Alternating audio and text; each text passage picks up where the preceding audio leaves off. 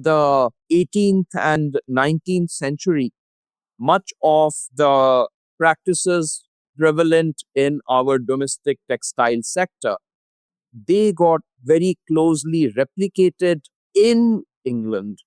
That's how some of the competitive edge was acquired by the textile sector in England.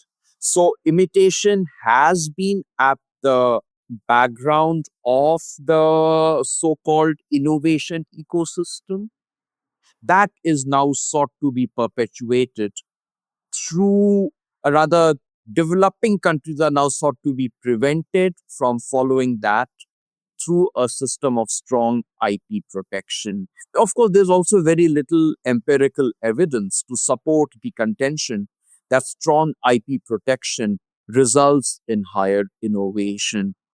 Then, of course, if we have provisions which go beyond the WTO's TRIPS agreement, if we have TRIPS plus provisions in our FTAs, then this could actually stymie our attempts at becoming an innovation driven economy. So we have to be very, very careful in uncritically accepting the narrative that for India to become an innovation based economy, we need to have strong IP protection. Let me give you one simple example.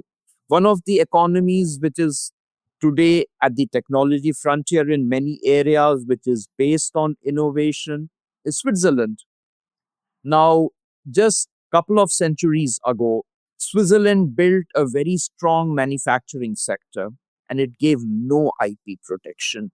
And still, it emerged at the technology frontier. So, the short point is you don't necessarily need strong IP protection for becoming an innovation driven economy.